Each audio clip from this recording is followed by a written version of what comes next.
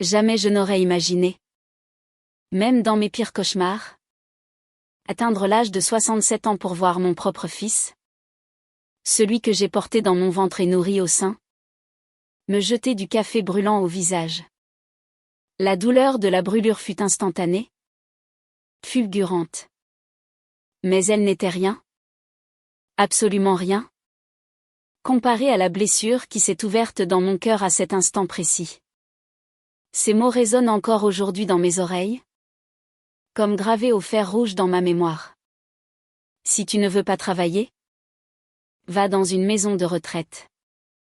Ce matin-là, alors que j'essayais de nettoyer avec mes mains tremblantes le liquide sombre qui coulait sur mon visage et mon cou, tachant le chemisier blanc que j'aimais tant, quelque chose en moi s'est brisé. Ce n'était pas seulement le respect ou la confiance.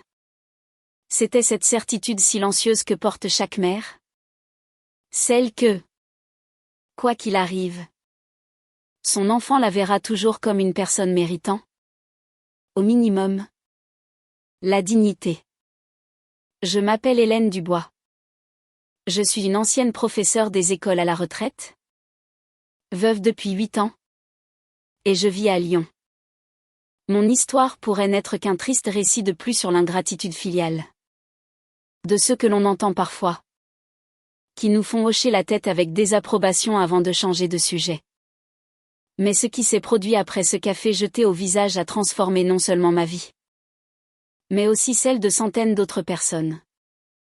Quand j'étais jeune, je croyais que vieillir serait un processus naturel de transmission de sagesse. Je m'imaginais comme ces grands-mères dans les films, entourée de petits-enfants attentifs à mes histoires, respectés pour mon expérience, consultés avant les grandes décisions familiales. La réalité s'est révélée être tout autre. Avec le temps, je suis devenue invisible dans ma propre maison. Comme un vieux meuble que personne n'ose jeter, mais que plus personne n'apprécie vraiment. Après le décès de Pierre, mon mari, emporté par une crise cardiaque foudroyante à 62 ans, Mathieu, notre fils unique, a insisté pour que je vienne m'installer chez lui. Maman, tu ne peux pas rester seule dans ce grand appartement. Viens vivre avec nous. Les enfants adoreront avoir leur grand-mère à proximité. Ces paroles semblaient sincères, chargées de cet amour filial que j'avais toujours cultivé avec tant de soin. Je me souviens du jour du déménagement. Je suis arrivée dans leur bel appartement du 6e arrondissement de Lyon avec seulement 2 grandes valises. J'avais vendu pratiquement tout ce que j'avais accumulé en 40 ans de vie de couple.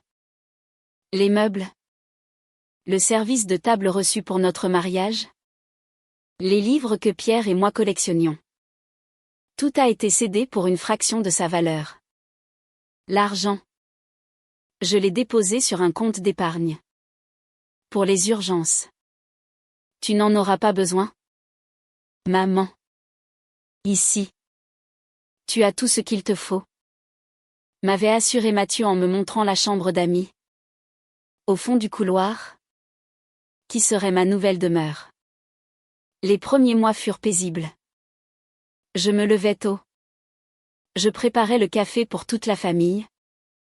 J'aidais Juliette, 12 ans, à faire ses devoirs de français.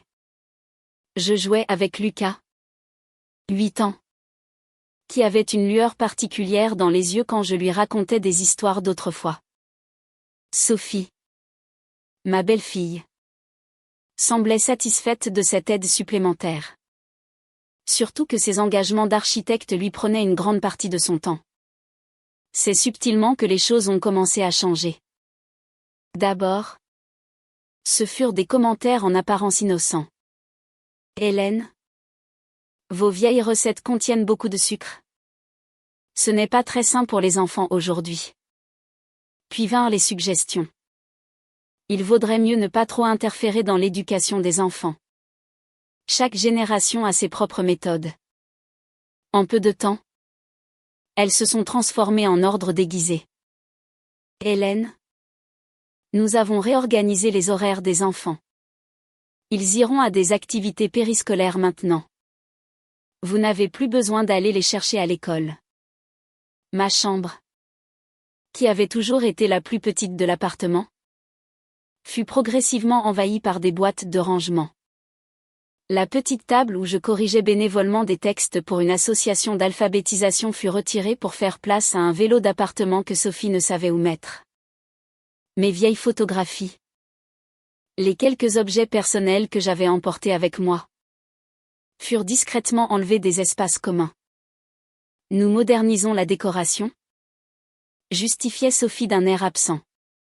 Mathieu, toujours occupé par sa carrière de cadre supérieur, était rarement présent lors de ces petites humiliations quotidiennes. Quand j'essayais de lui en parler, j'entendais toujours la même réponse. Maman. Sophie, c'est ce qui est le mieux pour la maison. Tu dois t'adapter. Alors, jour après jour, je me suis adaptée. Je me suis adaptée à être moins, à prendre moins de place, à faire moins de bruit, à exister moins. Pourtant, je continuais à remplir mon rôle. Je lavais. Je repassais. Je cuisinais. Je m'occupais des plantes. J'aidais les enfants quand on me le permettait. Je faisais les petites courses. Ma pension de retraite d'enseignante, pas très généreuse, servait presque entièrement à participer aux frais du ménage ou à acheter des cadeaux pour mes petits-enfants. Des cadeaux qui étaient souvent rangés sans enthousiasme ou, pire, donnés sans que je le sache. Il y avait des moments de joie. Bien sûr. Les rares dimanches où Mathieu décidait que nous déjeunerions tous ensemble. Les soirs où Juliette venait furtivement dans ma chambre pour demander de l'aide sur un devoir qu'elle ne parvenait pas à résoudre. Les matins où Lucas se glissait dans mon lit, encore tout endormi, pour réclamer une histoire sur ce grand-père Pierre qu'il n'avait pas connu. C'étaient de petites oasis d'affection dans un désert grandissant d'indifférence. L'incident du café s'est produit un mardi ordinaire. La veille, j'avais ressenti des douleurs intenses dans les jambes. Une arthrose qui empirait avec le temps et l'effort constant. Le médecin du centre de santé, que j'avais consulté en cachette pour ne pas déranger la famille avec mes mots, m'avait recommandé quelques jours de repos. J'ai donc décidé que, pour ce matin-là seulement, je ne me lèverais pas à 5h30, comme d'habitude, pour préparer le café familial. Juste une matinée de répit, pensais-je en allumant la petite télévision de ma chambre pour regarder les informations. Il était presque 7h quand j'ai entendu les pas lourds de Mathieu dans le couloir. La porte de ma chambre s'est ouverte sans qu'on frappe. L'intimité était un luxe que je ne possédais plus depuis longtemps. Maman. Où est le café? Les enfants vont être en retard à l'école. Sophie est déjà partie au bureau en pensant que tu avais tout préparé. J'ai essayé d'expliquer pour les douleurs, pour la recommandation du médecin, mais les mots sont à peine sortis de ma bouche quand j'ai vu son visage se transformer. Ce n'était plus mon petit garçon qui était là. C'était un étranger.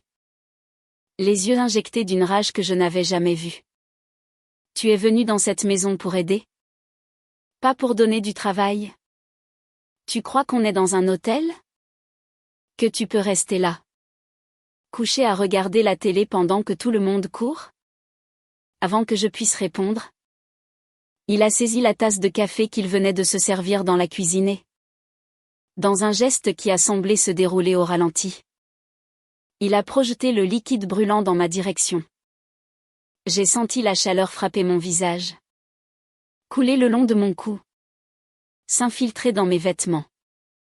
La douleur physique fut immédiate, mais le choc émotionnel m'a paralysée. Si tu ne veux pas travailler, va dans une maison de retraite. Les mots sont sortis de sa bouche comme un venin. À cet instant, j'ai vu dans ses yeux quelque chose de terrible. Il n'y avait ni regret, ni surprise face à son propre geste. Il y avait seulement la froideur de celui qui exprime enfin à voix haute ce qu'il pense depuis longtemps. C'est alors que j'ai remarqué les visages des enfants sur le seuil de la porte. Juliette. Les mains sur la bouche. Les yeux exorbités d'horreur. Lucas. Pleurant en silence. Agrippé à son cartable. Et derrière eux, Sophie. Qui ne montrait aucune indignation. Juste un léger malaise. Comme quelqu'un qui assiste à une scène déplaisante. Mais pas surprenante. Avec des mains tremblantes, j'ai tenté d'essuyer mon visage avec le PN de mon chemisier. J'ai senti les larmes se mêler au café, créant une amertume qui n'était pas seulement sur ma peau, mais dans mon âme. À ce moment-là, quelque chose est mort en moi. Cette mère qui pardonnait tout, qui laissait tout passer, qui se faisait petite pour ne pas déranger, a cessé d'exister. Mais tandis qu'une partie de moi mourait, une autre, bien plus forte et déterminée, commençait à s'éveiller. Une Hélène que je ne connaissais pas, qui avait peut-être sommeillé pendant toutes ces années de dévouement silencieux, a ouvert les yeux en moi. Et elle n'était pas prête à accepter un jour de plus de cette vie. Ce que personne ne pouvait imaginer, pas même moi, c'est que ce café jeté à mon visage ne serait que le début d'une histoire qui allait changer non seulement mon destin, mais celui de toute ma famille. Et pas de la manière que l'on aurait pu prévoir. Quand je suis devenue veuve, j'ai accepté l'invitation de mon fils Mathieu à vivre avec lui. Ma belle-fille Sophie et mes 2 petits-enfants dans leur appartement du quartier de la Croix-Rousse. C'était une décision qui semblait logique à l'époque. L'appartement où j'avais vécu avec Pierre pendant près de 40 ans était soudain devenu trop grand. Trop silencieux. Comme si les pièces elles-mêmes résonnaient de son absence. Les murs qui avaient été témoins de tant de rires, de disputes, de réconciliations et de projets d'avenir, semblaient maintenant me regarder avec la même tristesse que celle que je portais dans ma poitrine. La proposition de Mathieu est arrivée pendant l'enterrement. Alors que je tentais encore de digérer l'idée que je ne verrais plus jamais mon compagnon franchir la porte avec ce sourire discret que moi seul connaissais bien. Mon fils s'est approché, m'a pris par les épaules et a dit, « Maman, ça n'a pas de sens que tu restes seule maintenant. Viens vivre avec nous. Les enfants adoreront avoir leur grand-mère tout près. Et tu n'auras à te soucier de rien. » Peut-être était-ce l'engourdissement du deuil. Peut-être la perspective terrifiante de la solitude. Ou simplement ce besoin humain de se sentir nécessaire. Utile. De faire partie de quelque chose de plus grand. Le fait est que j'ai accepté sans trop réfléchir à ce que cela signifiait de laisser derrière moi le foyer que j'avais construit. Les voisins qui connaissaient mon histoire. L'indépendance que j'avais toujours chérie. Au début, tout semblait parfait. L'appartement était spacieux. Dans l'un des plus beaux quartiers de Lyon.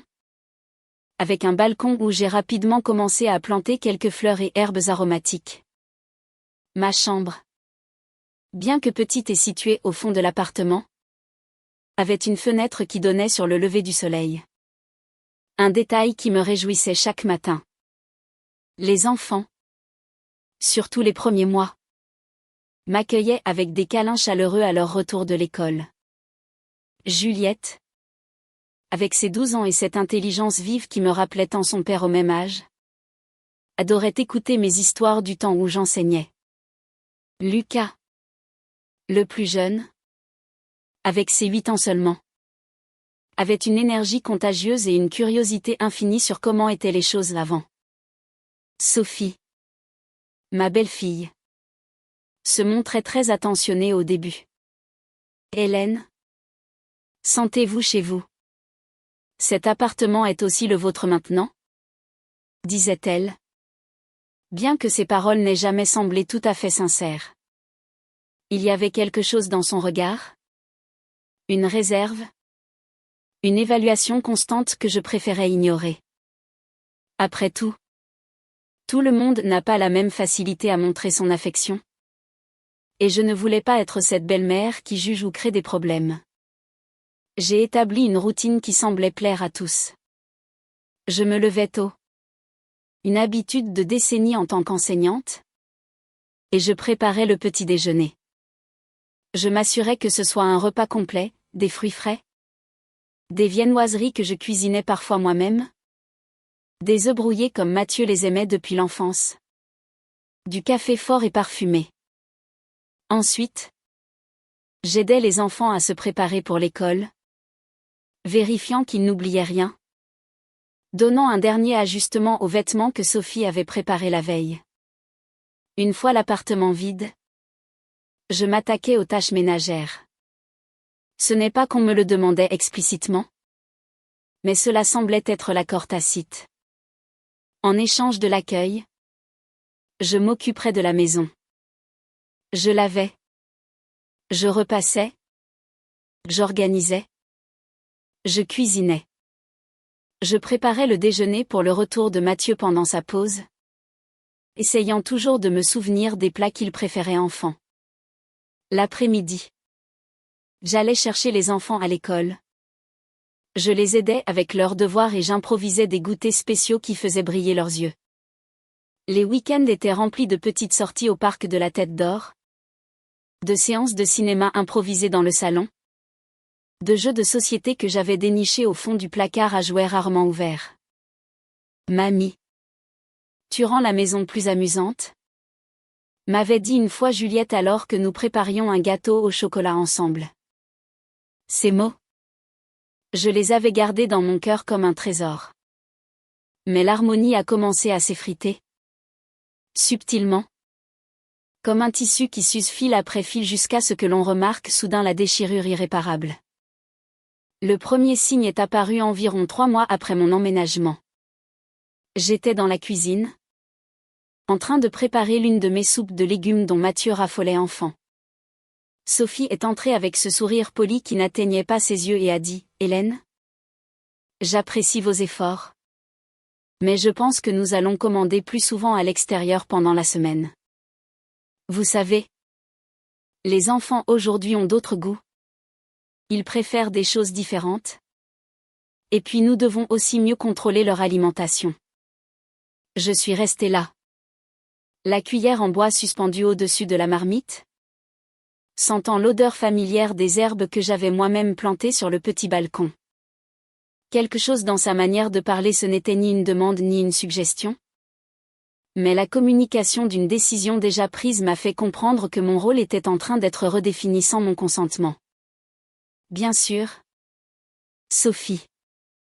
Je pensais juste que ce serait bien pour les enfants d'avoir une alimentation maison. Mais tu es la mère.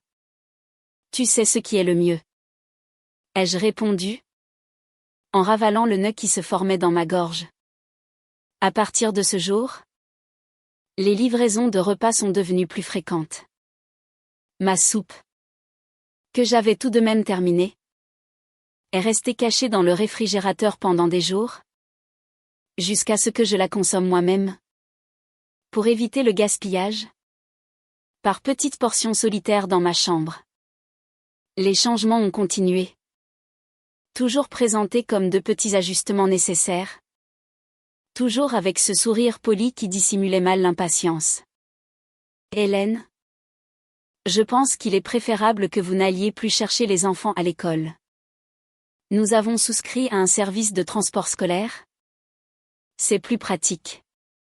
Hélène, les chemises de Mathieu doivent être repassées d'une manière spécifique. Laissez la femme de ménage s'en charger. Hélène, les enfants sont très occupés avec leurs activités extrascolaires. Ce n'est peut-être pas bon de les distraire avec autant d'histoires. Chacune de ces phrases était comme une petite coupure, en apparence inoffensive, mais qui saignait en silence. Mathieu, toujours absorbé par son travail et ses ambitions, semblait ne pas remarquer ou, pire, accepter tacitement ce processus graduel qui me rendait invisible dans ma propre maison. L'espace physique que j'occupais s'est également réduit. Ma petite chambre, Initialement organisé avec quelques objets personnels que j'avais apportés des photos anciennes. Des livres chers. La lampe que Pierre m'avait offerte pour notre premier anniversaire a été envahie par des boîtes de rangement temporaires. D'abord une pile discrète dans un coin. Puis des étagères entières remplies de choses qui n'avaient pas d'autre place dans l'appartement. Ça ne vous dérange pas? N'est-ce pas? C'est juste le temps qu'on réorganise la cave, avait expliqué Sophie en empilant 3 boîtes de plus dans l'espace déjà restreint. J'avais simplement hoché la tête, essayant d'ignorer la sensation de claustrophobie qui s'installait. Les photographies que j'avais posées sur la bibliothèque du salon, une de mon mariage avec Pierre, une autre de Mathieu enfant dans mes bras, une plus récente avec les petits-enfants, furent retirées lors d'une rénovation de la décoration. Quand j'ai demandé où elles étaient passées, Sophie a répondu d'un air distrait, « Ah, je les ai mises en sécurité. » La décoratrice a dit qu'il nous fallait un look plus épuré, plus contemporain. Les visites de mes amis de longue date, d'anciennes collègues, des voisines de mon ancien appartement, ont commencé à être découragées de manière subtile. Hélène, il vaudrait mieux prévenir plus à l'avance quand vous recevez de la visite. Ce week-end? Ce n'est pas possible. Nous avons des engagements importants. Ou encore, peut-être serait-il mieux que vous retrouviez vos amis à l'extérieur. Dans un café. Pour avoir plus d'intimité. Progressivement, mon monde s'est rétréci. Les déjeuners du dimanche, qui étaient au début des moments de réunion familiale, sont devenus de plus en plus rares, remplacés par des engagements avec les amis de Sophie et Mathieu. Des dîners au restaurant où je n'étais pas conviée. Ou simplement des journées de repos où chacun restait dans son coin de l'appartement. Moi, invariablement, confinée dans ma chambre de plus en plus exiguë. Les enfants, toujours sensibles aux changements de dynamique familiale, se sont également éloignés, bien que de manière différente. Juliette, entrant dans la préadolescence, est devenue plus réservée, plus soucieuse de l'approbation de sa mère que de nos conversations qui, autrefois, coulaient si naturellement. Lucas, lui, se précipitait encore dans mes bras de temps en temps, mais ses visites dans ma chambre devenaient plus furtives, comme s'il savait instinctivement que notre proximité n'était plus encouragée. Un après-midi, je l'ai trouvé en larmes dans le jardin, après que Sophie l'eut réprimandé pour m'avoir montré son bulletin scolaire avant elle. Maman a dit que je te dérange trop.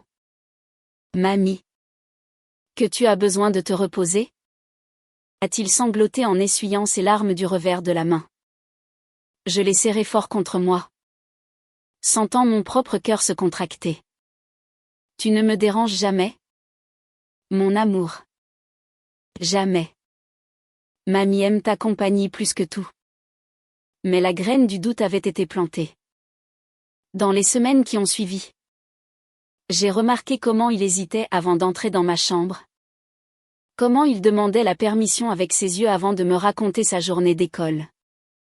C'est à cette période que j'ai commencé à remarquer des changements dans le comportement de Mathieu. Mon fils avait toujours été réservé, plus concentré sur ses ambitions professionnelles que sur les démonstrations d'affection. Mais il y avait entre nous une compréhension silencieuse. Une connexion qui allait au-delà des mots. Ou du moins, c'est ce que je croyais. Ses arrivées à la maison se sont faites plus tardives. Ses salutations plus mécaniques. Quand j'essayais de parler de quelque chose de plus substantiel qu'une banalité, un livre que j'avais lu. Une nouvelle inquiétante. Un souvenir de son enfance, il regardait sa montre. Manipulait son téléphone. Ou répondait simplement par des monosyllabes jusqu'à ce que je comprenne le message non dit. Il n'avait ni le temps ni l'intérêt pour mes mots. Il y a eu un épisode particulièrement douloureux lors d'un rare dîner où nous étions tous à table. J'ai commenté un livre que je venais de terminer. Un essai sur les transformations sociales en France au cours des dernières décennies. J'étais enthousiaste à l'idée d'avoir quelque chose de consistant à partager. Quelque chose de plus que les trivialités domestiques auxquelles mon existence semblait s'être réduite. C'est fascinant la façon dont l'auteur relie des événements apparemment déconnectés et montre des comment sais-je sincèrement animés. Maman m'a interrompu Mathieu avec un soupir à peine dissimulé. Je ne pense pas que ce soit le moment pour des discussions aussi profondes. Les enfants sont fatigués. Nous avons eu une longue journée. Le silence qui a suivi était pesant. J'ai surpris le regard de Sophie. Un mélange de satisfaction et de pitié qui m'a fait me sentir petite, insignifiante. J'ai baissé les yeux vers mon assiette. Soudainement sans appétit. Consciente d'avoir franchi une frontière invisible. D'avoir tenté d'occuper plus d'espace que celui qui m'était alloué. Cette nuit-là, j'ai pleuré en silence dans ma chambre. La porte fermée pour que personne n'entende mes sanglots. Ce n'était pas seulement l'humiliation d'être réduite au silence devant les enfants. C'était la prise de conscience grandissante que, dans cette maison, je n'étais pas une personne avec des pensées, des sentiments et des contributions valables. J'étais, au mieux, une aide pratique. Au pire, un fardeau qu'il tolérait par obligation. Mes douleurs physiques, qui m'accompagnaient déjà depuis des années, des genoux qui protestaient en montant les escaliers, un dos qui lançait après des heures de travail domestique, se sont intensifiés avec le poids émotionnel que je portais. J'ai commencé à prendre des analgésiques plus fréquemment, cachant les boîtes au fond de mon tiroir pour ne pas être vue comme cette vieille femme pleine de maux. J'ai tenté de parler à Mathieu de ce que je ressentais. Une rare fois où je l'ai trouvé seul, prenant un café dans la cuisine avant que tout le monde ne se réveille. Mon fils, je sais que vous avez vos vies, vos routines, et je ne veux pas déranger. Mais parfois, j'ai l'impression de disparaître dans cette maison, que ma présence est plus tolérée que bienvenue. Ai-je dit, en essayant de garder une voix ferme. Mathieu a soupiré. Ce soupir caractéristique qui précédait ses réponses impatientes. Maman, tu imagines des choses. Nous sommes tous très occupés. Nous avons beaucoup de pression. On ne peut pas passer notre temps à vérifier si tu te sens incluse ou non. Sophie fait de son mieux pour gérer la maison. Les enfants. Son travail. Tu dois être plus compréhensive. Je comprends. Mon fils. Je voulais juste. Ai-je commencé? Mais il était déjà debout, posant sa tasse dans l'évier, m'interrompant d'un coup d'œil à sa montre. J'ai une réunion importante ce matin. Je ne peux pas être en retard. On en reparle plus tard? Maman. Ce plus tard n'est jamais arrivé. Les jours sont devenus des semaines. Les semaines des mois. Et notre conversation inachevée est restée suspendue dans l'air, avec tant d'autres choses non dites, non résolues. À un certain moment, j'ai cessé d'essayer. J'ai accepté mon rôle réduit. Ma voix étouffée. Mon existence de fantôme qui errait dans les coins de la maison en essayant d'être utile sans être remarqué. Je cuisinais des repas qui étaient rarement appréciés. Je nettoyais des espaces qui seraient bientôt à nouveau en désordre. Sans un merci. J'attendais des moments de connexion avec mes petits-enfants qui se faisaient de plus en plus rares. La douleur dans mes jambes a empiré. Un médecin du centre de santé, que j'ai consulté seul, en prenant 3 bus pour y arriver car je ne voulais pas déranger en demandant qu'on m'y conduise, a diagnostiqué une arthrose avancée, aggravée par un effort physique excessif. Il m'a recommandé du repos, de la kinésithérapie, des médicaments plus forts. Avez-vous quelqu'un pour vous aider à la maison? M'a-t-il demandé avec une réelle préoccupation. J'ai menti. J'ai dit que oui. Que ma famille était très attentionnée. Je ne pouvais pas admettre, Même à moi-même. La réalité de ma situation. Ce fut ce matin fatidique. Après une nuit particulièrement douloureuse où j'avais à peine pu dormir, que j'ai décidé, pour cette seule journée, de rester au lit un peu plus longtemps. Une petite concession à mon corps fatigué. Une pause dans la routine de servitude silencieuse qu'était devenue ma vie. Je n'imaginais pas que cette petite décision, si insignifiante, si humaine, serait le détonateur qui révélerait la vérité que je m'efforçais de nier.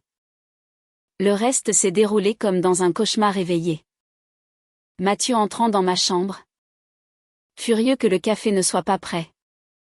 Ses paroles, dures comme des pierres. Le liquide brûlant sur mon visage. Et ce cri. Cet ordre, qui a tout fait basculer. Si tu ne veux pas travailler, va dans une maison de retraite. Le masque est finalement tombé. Il n'y avait plus moyen de prétendre, même pour moi-même, que j'avais encore une place dans cette famille. Ce que je ne savais pas. Alors que j'essayais d'éponger le café de mon visage et de mon pyjama. Alors que je ravalais les larmes d'humiliation sous le regard horrifié de mes petits-enfants. C'est que ce moment terrible serait le catalyseur d'une transformation que je n'aurais jamais imaginé possible. Quand ils sont tous partis, Mathieu pour son travail, Sophie emmenant les enfants à l'école, je suis restée seule dans le silence de l'appartement. Je me suis levée. Chaque mouvement une agonie. Non seulement pour mes jambes, mais pour mon âme. Je suis allée dans ma chambre. J'ai sorti la vieille valise rangée sous mon lit. Et avec une calme résolution que je ne me connaissais pas, j'ai commencé à faire mes bagages. Je n'ai pas pris grand-chose. Quelques vêtements. Les livres qui avaient survécu aux purges décoratives de Sophie. L'album photo que je gardais caché au fond d'un tiroir. Chaque objet que je plaçais dans la valise semblait alléger un poids sur mes épaules. Il n'y avait plus de larmes. Juste une certitude froide et inébranlable, je ne pouvais pas rester une minute de plus. Je ne savais pas où j'irais. Ma petite pension suffisait à peine à couvrir une chambre modeste dans une résidence pour personnes âgées. Je n'avais pas de famille proche vers qui me tourner. Mais l'incertitude de l'avenir me semblait moins effrayante que la certitude du présent. N'importe quoi. Un banc dans un parc. Un foyer temporaire. Même cette redoutée maison de retraite. Tout serait préférable à continuer d'exister comme un fantôme dans la maison de mon propre fils. Valise à la main. J'ai traversé l'appartement une dernière fois. Le salon impeccable. La cuisine moderne. Tout me semblait étranger. Froid. Sans âme. Je suis arrivée à la porte d'entrée. J'ai posé ma main sur la poignée. J'ai pris une profonde inspiration et je l'ai tournée. L'air frais du matin m'a frappé au visage. J'ai fait un pas sur le palier. Puis un autre. Tirant ma petite valise derrière moi. J'étais dehors. Libre. Et complètement perdu.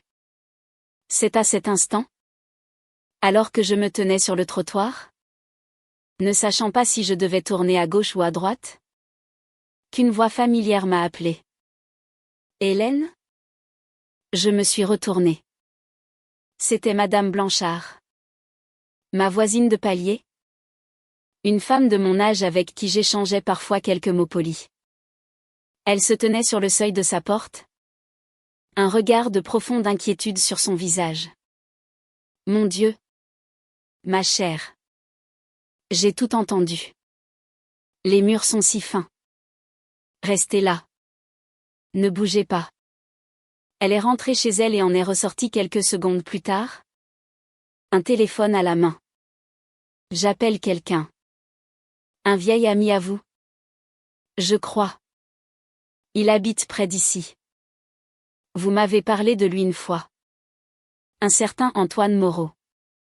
Alors que Madame Blanchard parlait au téléphone d'une voix basse et urgente, je suis restée là. Pétrifiée. Antoine. Un nom que je n'avais pas prononcé depuis des années. Un visage que je n'avais pas vu depuis l'université. Un souvenir d'une autre vie. D'une époque où j'étais encore moi-même. Et tandis que le soleil matinal commençait à réchauffer doucement ma peau encore endolorie par le café, j'ai senti, pour la première fois depuis une éternité, la plus infime, la plus fragile des lueurs d'espoir. L'appartement de Madame Blanchard était l'antithèse de celui de mon fils. Il était plus petit, plus modeste, mais chaque objet, chaque meuble semblait avoir une histoire. Des piles de livres côtoyaient des plantes vertes luxuriantes.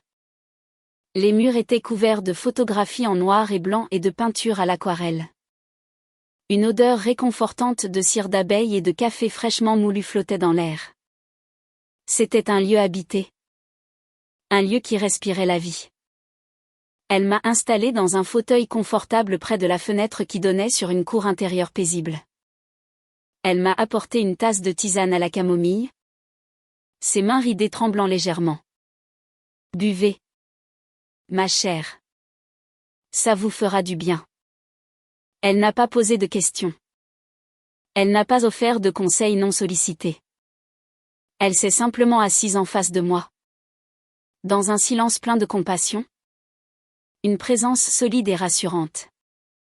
C'est peut-être cette gentillesse simple, ce respect tacite de ma douleur, qui a finalement fait céder le barrage que j'avais construit en moi. Les larmes ont commencé à couler. Silencieuses d'abord, puis en sanglots profonds qui secouaient tout mon corps. Je pleurais pour mon fils perdu. Pour l'amour que je lui portais et qui m'avait rendu si aveugle. Je pleurais pour mes petits-enfants, pris au piège de cette froideur familiale. Je pleurais pour Pierre, pour le vide immense qu'il avait laissé et que j'avais tenté de combler en me perdant moi-même. Et surtout, je pleurais pour la femme que j'étais devenue. Une ombre silencieuse dont la seule valeur résidait dans son utilité. Madame Blanchard m'a laissé pleurer. Quand les sanglots se sont finalement calmés. Elle m'a tendu un mouchoir en tissu brodé et a dit doucement, « Antoine est en route. Il ne devrait plus tarder. » Le nom a de nouveau résonné étrangement à mes oreilles. Antoine Moreau. Nous étions à l'université ensemble. À la faculté de lettres. Il était un jeune homme calme. Passionné de poésie.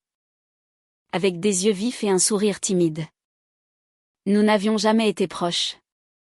Juste des connaissances. Des compagnons de route sur les bancs de l'amphi. Après l'université, nos chemins s'étaient séparés. Il était devenu bibliothécaire. Je crois. Et moi? J'avais épousé Pierre et commencé ma carrière d'enseignante. Des décennies avaient passé. Que pouvait-il bien rester de ce jeune homme dans le vieil homme qu'il était sans doute devenu?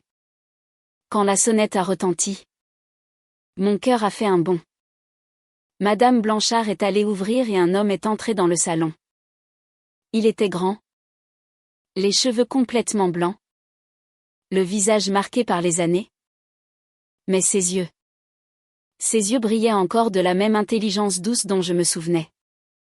Il m'a regardé. Et un léger sourire a éclairé son visage.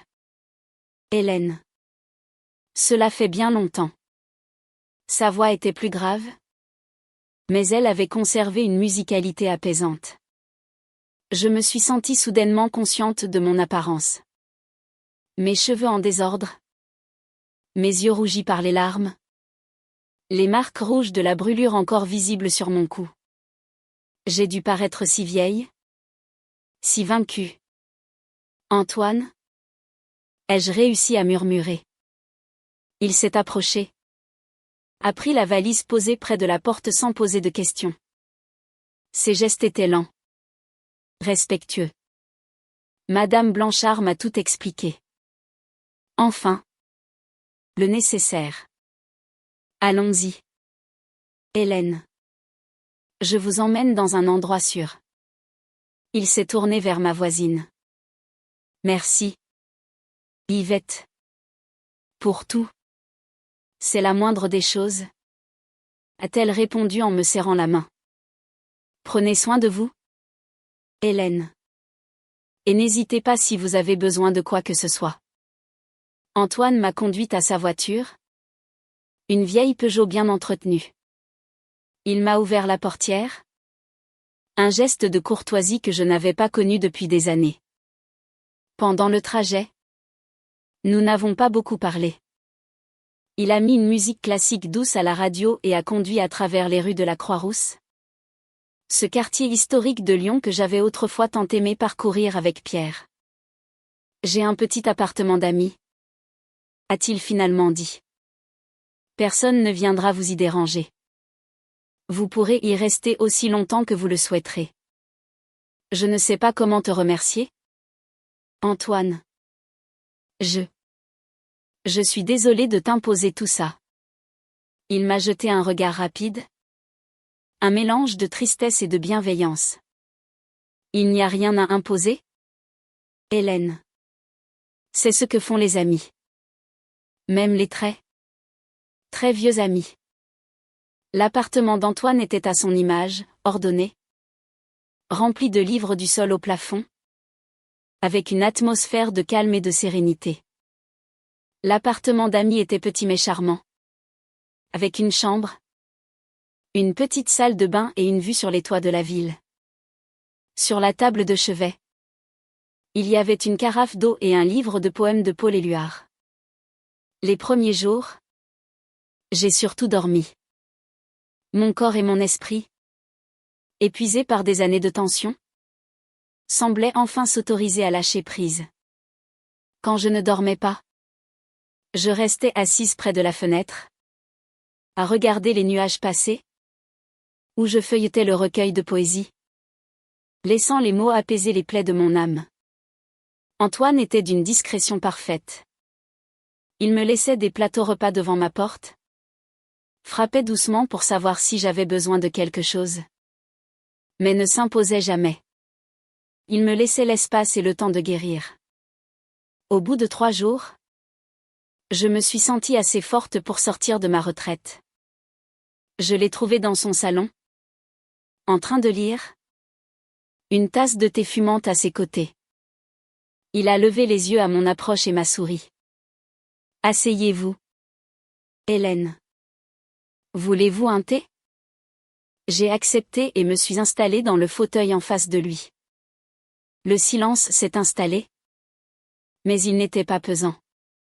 C'était un silence confortable. Celui de 2 personnes qui n'ont pas besoin de mots pour se comprendre. Je vais mieux. Ai-je fini par dire. Merci. Pour tout. Je suis heureux de le voir. La couleur est revenue sur vos joues. Il a posé son livre. Hélène. Je ne veux pas vous brusquer. Mais il y a quelque chose qui me préoccupe. Quand vous m'avez dit que votre fils gérait vos finances. Qu'est-ce que cela signifie exactement? Je lui ai expliqué. La vente de mes biens. L'argent de l'appartement. Ma pension de retraite. Tout avait été confié à Mathieu. Il devait placer l'argent et me donner ce dont j'avais besoin pour mes petites dépenses personnelles. Une somme modique, qui avait d'ailleurs diminué au fil des ans. Antoine a froncé les sourcils. Avez-vous déjà vu des relevés de compte? Des documents officiels? Non. Mathieu disait que je n'avais pas à m'inquiéter de ces choses-là. Que c'était compliqué. Et qu'il s'occupait de tout pour que je puisse avoir l'esprit tranquille. À voix haute. Ces mots sonnaient soudain terriblement naïfs. Antoine est resté silencieux pendant un long moment. Son regard perdu dans le vague. J'ai un ami. Un avocat à la retraite. Très compétent. Pensez-vous? Accepteriez-vous que je lui en parle? Juste pour vérifier que tout est en ordre. Une partie de moi voulait refuser. Une partie de moi avait peur de ce que nous pourrions découvrir. C'était déjà assez terrible d'avoir été traitée comme une servante. L'idée que Mathieu ait pu aussi me tromper financièrement était presque insupportable. Mais la nouvelle Hélène? Celle qui s'était réveillée le jour de l'incident du café savait qu'elle ne pouvait plus vivre dans l'ignorance. Fais-le, ai-je répondu, ma voix plus ferme que je ne l'aurais cru. 2 jours plus tard, Antoine est revenu avec une expression grave sur le visage. Il tenait une pile de documents dans ses mains. Il s'est assis à côté de moi sur le canapé. Hélène, j'ai de mauvaises nouvelles. Et de très étranges nouvelles. Il m'a tendu un document. C'était un extrait du cadastre. Mon ami a fait une recherche. L'appartement que vous partagiez avec Pierre? Celui que vous pensiez avoir vendu. Il est toujours à votre nom. Il n'a jamais été vendu. J'ai regardé le papier. Incrédule. Mais c'est impossible. Mathieu m'a dit qu'il avait trouvé un acheteur. J'ai signé des papiers. Quel papier exactement? A demandé Antoine doucement. Vous en souvenez-vous?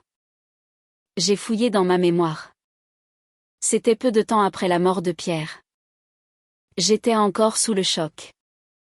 Mathieu était venu avec une liasse de documents, m'expliquant que c'était pour la vente, que c'était une bonne affaire. J'avais signé là où il m'avait dit de signer, sans vraiment lire.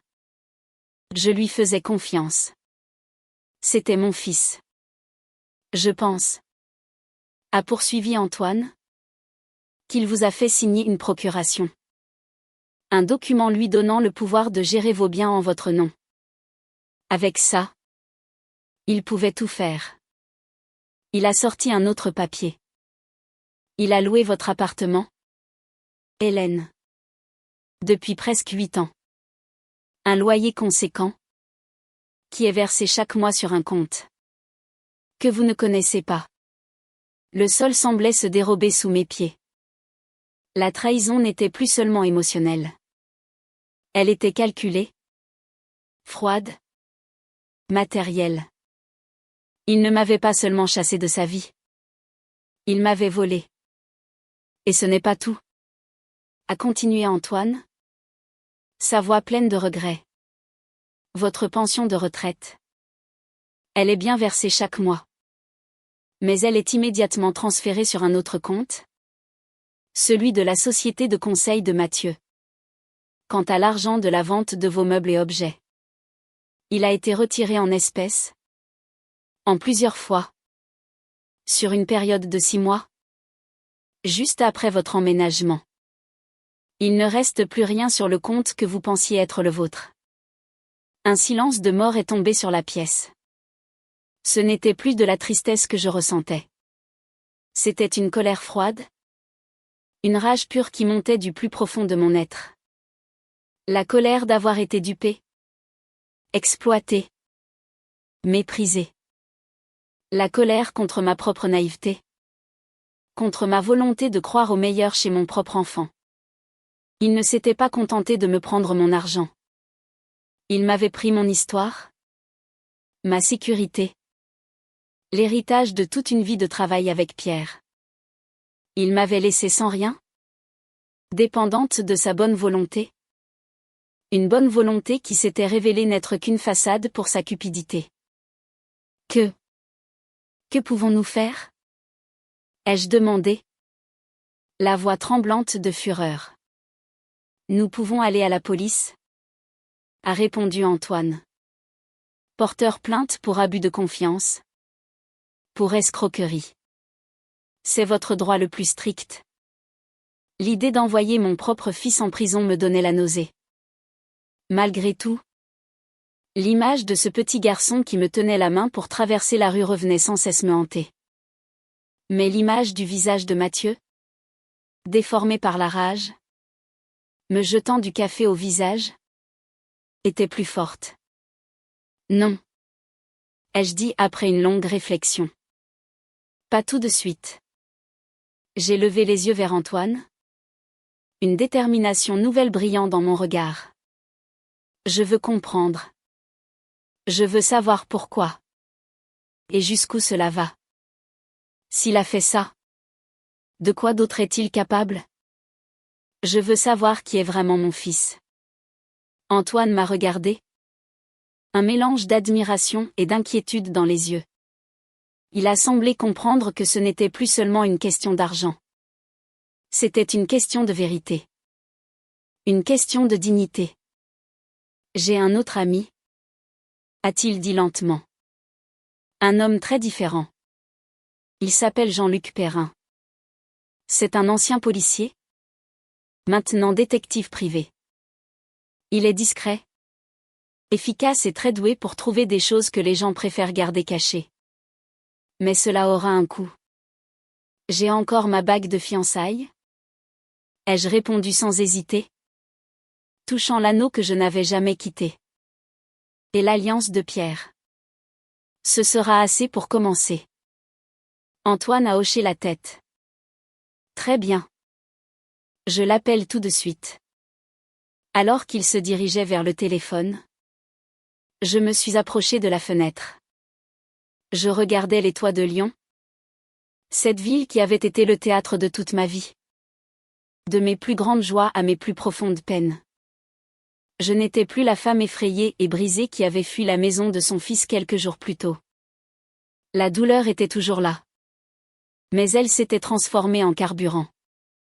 Mon combat ne faisait que commencer. Et j'étais prête. Je voulais la vérité. Toute la vérité. Et après, je voulais la justice. Jean-Luc Perrin n'était pas l'image que je me faisais d'un détective privé. Je m'attendais à un homme bourru, vêtu d'un trench-coat froissé, comme dans les vieux films noirs. L'homme qui s'est présenté à l'appartement d'Antoine le lendemain était tout le contraire. D'une cinquantaine d'années, impeccablement vêtu.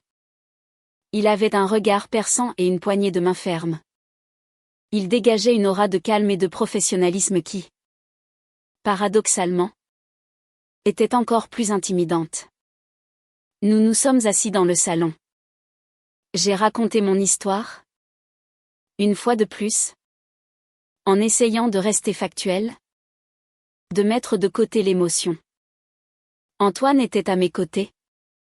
Sa présence silencieuse un soutien constant. Jean-Luc m'a écouté sans m'interrompre.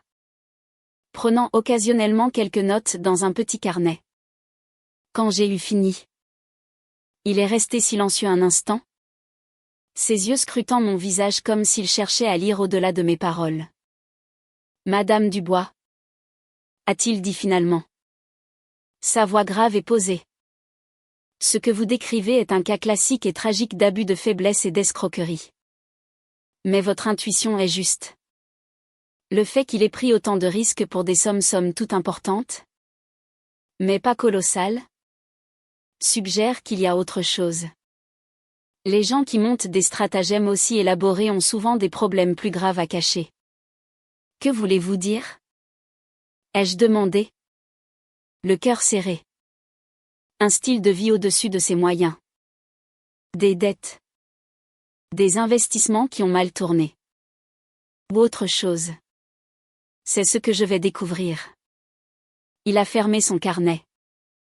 J'aurai besoin d'une autorisation signée de votre part pour accéder à certains documents en votre nom. Et de toutes les informations que vous possédez sur votre fils, numéro de sécurité sociale. Anciennes adresses. Nom de ces sociétés. Tout ce qui pourrait m'être utile. J'ai passé le reste de la journée à rassembler de mémoire les bribes d'informations que je possédais. C'était un exercice douloureux. Chaque détail me rappelant à quel point j'avais été déconnectée de la vie réelle de mon fils. Je connaissais le nom de sa société de conseil, Dubois Consulting. Mais j'ignorais tout de ses clients ou de la nature exacte de ses activités. Je savais qu'il voyageait souvent. Mais ses destinations restaient vagues, une conférence à Genève. Un séminaire à Milan. Sophie. Elle. Parlaient fièrement de leurs vacances aux Maldives ou de leur week-end à Saint-Tropez. Un train de vie qui m'avait toujours paru excessif, mais que j'avais mis sur le compte de sa réussite professionnelle. Les jours suivants ont été une attente nerveuse. Pour m'occuper l'esprit, Je me suis plongée dans les livres de la bibliothèque d'Antoine. J'ai redécouvert le plaisir de la lecture. Une passion que j'avais mise de côté pendant des années. Trop occupée à prendre soin des autres. Antoine et moi passions nos soirées à discuter de littérature, de musique, du monde. Il me racontait sa vie de bibliothécaire, ses voyages solitaires après sa retraite. Il m'écoutait parler de mon passé, de Pierre, de ma passion pour les saignements. Lentement, délicatement, il m'aidait à me souvenir de la femme que j'étais avant de n'être plus que la mère de Mathieu. Une semaine plus tard, Jean-Luc Perrin a rappelé. Il voulait nous voir. Le ton de sa voix au téléphone était neutre. Mais j'ai senti une urgence sous-jacente qui a fait naître en moi une nouvelle vague d'appréhension. Il est arrivé avec une mallette fine qu'il a posée sur la table du salon. Il en a sorti une tablette et quelques documents imprimés. J'ai des nouvelles. A-t-il commencé sans préambule. Et elles ne sont pas bonnes. Votre fils n'est pas seulement un escroc. Madame Dubois. Il est un criminel bien plus organisé que nous ne l'imaginions. Il a fait glisser la tablette vers moi. Sur l'écran, un organigramme complexe reliait Dubois Consulting à une myriade d'autres sociétés. Des noms exotiques basés à Chypre, au Panama, aux îles Vierges britanniques. Mathieu a monté un système de blanchiment d'argent très sophistiqué, a expliqué Jean-Luc. Sa société de conseil est une façade. Il reçoit des fonds d'origine douteuse, évasion fiscale, corruption. Je n'ai pas encore tous les détails de la part de clients fortunés. Il fait ensuite transiter cet argent à travers ce réseau de sociétés écrans. Par des transactions complexes, pour le faire réapparaître sous une forme légale. C'est de là que vient son train de vie luxueux. Le souffle m'a manqué. Mon fils. Un blanchisseur d'argent. Les mots semblaient irréels. Sortis d'un film policier. Et mon appartement? Mon argent? Ai-je demandé d'une voix faible. Ce n'était que la partie émergée de l'iceberg. Une source de revenus facile et non déclarée pour ses dépenses courantes. Votre appartement est loué à un prix bien supérieur à celui du marché. Probablement payé en espèces par quelqu'un qui avait aussi besoin de nettoyer de l'argent. Votre pension de retraite servait de fonds de roulement. C'était, si vous me pardonnez l'expression, de l'argent de poche pour lui. De l'argent de poche. Ces mots m'ont frappé avec une violence inouïe. Toute ma vie de travail, l'héritage de Pierre, réduit à de la menue monnaie pour financer les crimes de mon fils. Et Sophie, ma belle-fille, est-elle au courant? Jean-Luc a hoché la tête. D'après mes informations, elle est parfaitement consciente de la situation. Elle est même complice. Plusieurs des comptes à l'étranger sont à son nom de jeune fille. Elle est tout aussi impliquée que lui. J'ai fermé les yeux, essayant d'absorber le choc. Ce n'était pas seulement Mathieu. C'était un couple. Un partenariat dans le crime et le mensonge. Et mes petits-enfants, Juliette et Lucas, vivaient au milieu de tout ça, élevés dans une opulence bâtie sur la fraude. Il y a plus grave encore, a poursuivi Jean-Luc, son visage s'assombrissant. J'ai réussi à accéder à certaines de ses communications cryptées. Il prépare quelque chose de gros. Une transaction finale de plusieurs millions d'euros vers un compte non traçable. Et d'après ce que je comprends, il se prépare à quitter le pays. Définitivement. Quitter le pays? A répété Antoine. Choqué. Avec sa famille? C'est ce qui semble se préparer. Il a obtenu de faux passeports. Pour lui. Pour sa femme. Et pour les enfants. Le transfert est prévu pour la fin de la semaine prochaine. Après ça, ils disparaîtront. L'image de mes petits-enfants? arrachés à leur vie, à leurs amis, à leur pays, pour suivre leurs parents dans une fuite de criminels, m'a glacé le sang. Je ne pouvais pas laisser faire ça. Je ne le pouvais pas. Qu'est-ce qu'on peut faire? Ai-je demandé, ma voix retrouvant soudain toute sa force. On doit les arrêter. Nous avons maintenant suffisamment de preuves pour tout transmettre au procureur de la République, a dit Jean-Luc. La police financière peut monter une opération et les interpeller. Mais ce sera une affaire publique. Longue. Douloureuse. Et les enfants seront au milieu de tout ça. Je savais ce qu'il voulait dire. Un scandale. La presse. Le traumatisme pour Juliette et Lucas de voir leurs parents arrêtés. Emmener menottes au poignet. Mon cœur de grand-mère se révoltait à cette idée. N'y a-t-il pas une autre solution? A demandé Antoine, lisant dans mes pensées. Jean-Luc a réfléchi un instant. Il y a peut-être une approche plus stratégique. Une façon de le coincer. De récupérer ce qui vous est dû. Et peut-être de protéger les enfants de l'impact le plus violent. Laquelle? Ai-je insisté. La semaine prochaine? C'est l'anniversaire de votre fils. Il a 43 ans. D'après mes informations, il organise une grande réception dans son appartement. Une soirée pour impressionner ses partenaires? Ses clients. Les mêmes personnes qu'il escroque ou pour qui il blanchit de l'argent. Ce sera le moment parfait. Tout le monde sera là. Il sera au sommet de son arrogance, se sentant invincible. Et qu'est-ce que je suis censé faire? Débarquer au milieu de la fête? Exactement, a dit Jean-Luc avec un mince sourire. Vous allez vous présenter à cette fête. Et vous allez le confronter. Publiquement. L'idée était terrifiante. Moi. Hélène Dubois. L'ancienne institutrice discrète. Me dressant contre mon fils devant une assemblée de ces riches et puissants complices? C'était de la folie. Mais en y pensant, j'ai commencé à voir la logique implacable de ce plan. Ce n'était pas seulement une vengeance. C'était une nécessité stratégique. En le démasquant publiquement, je le priverais de son bien le plus précieux, sa réputation, son apparence de respectabilité. Je le mettrais au pied du mur? Sans aucune échappatoire. Pensée Y? A poursuivi Jean-Luc. Devant ses invités, il ne pourra pas utiliser la violence. Il ne pourra pas simplement vous chasser. Il sera piégé. Vous aurez le contrôle.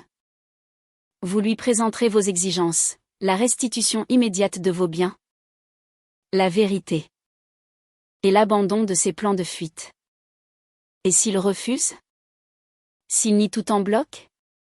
C'est là que j'interviens. Je serai là. Discrètement. Et j'aurai déjà alerté certaines personnes. Des journalistes d'investigation. Et peut-être même un ou deux fonctionnaires des impôts et de la police financière? Invités à la soirée à titre amical. Il ne saura pas qui est qui.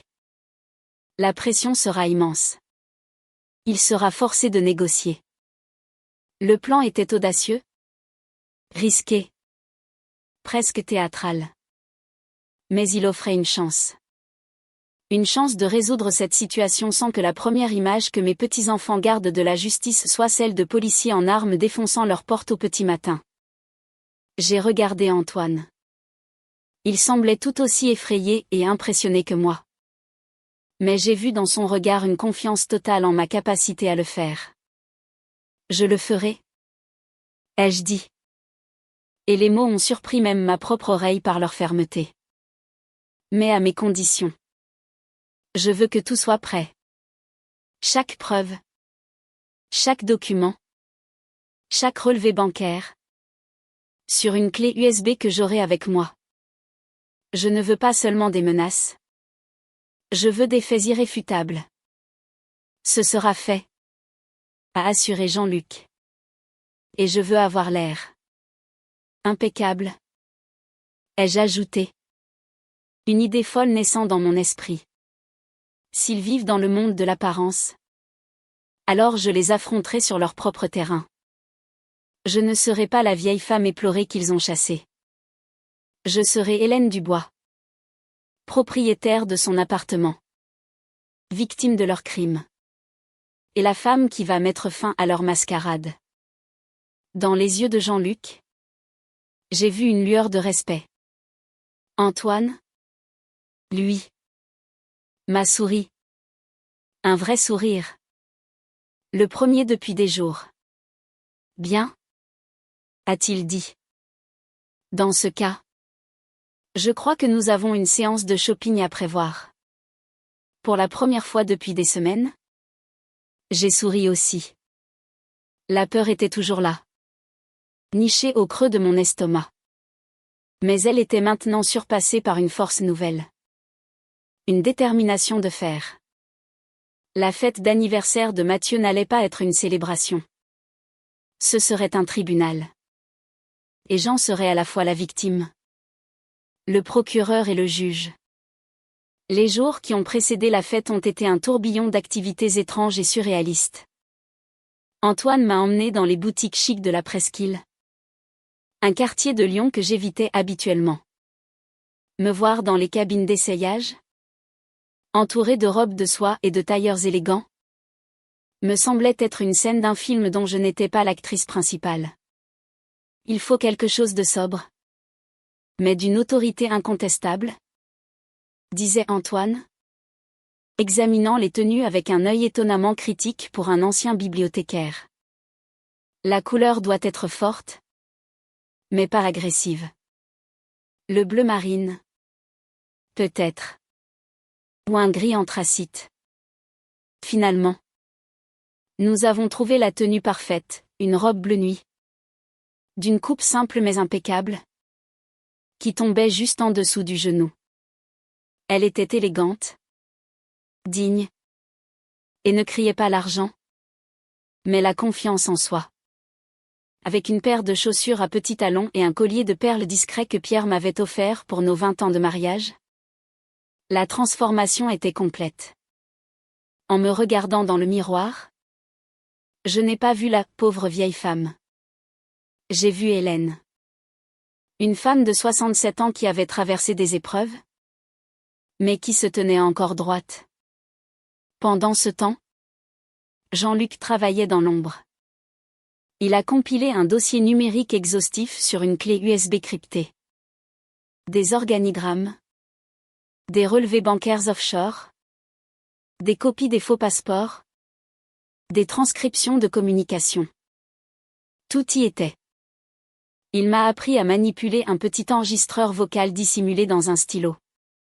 Juste au cas où, avait-il dit. Il m'a également montré les photos de quelques invités clés qui seraient présents à la fête. Un inspecteur des impôts connu pour son zèle, qu'il avait réussi à faire inviter via un contact commun. Un journaliste d'investigation spécialisé dans la criminalité en col blanc, qui viendrait en se faisant passer pour un conseiller financier. Et le plus important, un procureur adjoint, ami d'un ami d'Antoine, qui avait accepté de venir à titre personnel, simplement pour observer. Notre filet était en place. La veille de la fête, le doute s'est emparé de moi. Assise dans le silence de l'appartement d'Antoine, je me suis demandé si j'étais vraiment capable d'aller jusqu'au bout. Affronter mon propre fils de cette manière. N'était-ce pas monstrueux? N'allais-je pas détruire la vie de mes petits-enfants pour toujours? Antoine a dû sentir mon angoisse. Il s'est assis à côté de moi et a posé sa main sur la mienne.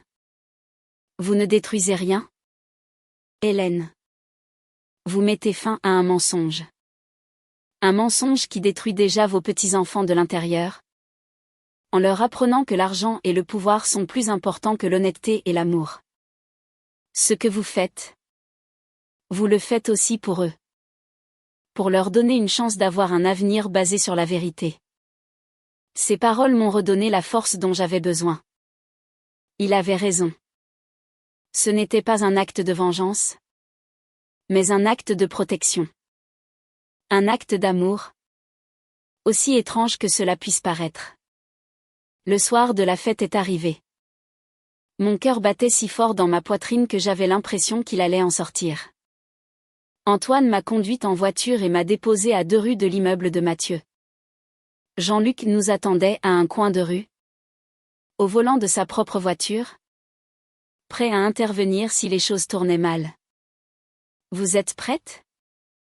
m'a demandé Antoine, sa voix pleine d'une inquiétude sincère. J'ai pris une profonde inspiration. Je ne l'ai jamais autant été. « Rappelez-vous, a-t-il ajouté. Vous n'êtes pas seul. Nous sommes là. Je suis sortie de la voiture et j'ai marché lentement sur le trottoir. L'air du soir était frais. Les lumières de l'appartement de Mathieu, au dernier étage d'un immeuble haussmannien, brillaient dans la nuit. Une musique feutrée s'en échappait. Des voitures de luxe étaient garées le long de la rue. Le décor du succès et de la richesse. Un décor de théâtre. En arrivant devant la porte de l'immeuble, un agent de sécurité en costume m'a intercepté. Il tenait une tablette avec la liste des invités. « Votre nom ? » ?»« Madame ? Gloria Silva. » ai-je répondu, utilisant délibérément le nom de jeune fille de ma mère, sachant que le mien n'y figurait pas. L'homme a fait défiler la liste. « Je suis désolé. Je ne vous trouve pas. »« C'est normal. » ai-je dit calmement, en sortant une petite enveloppe de mon sac à main. Je suis la surprise.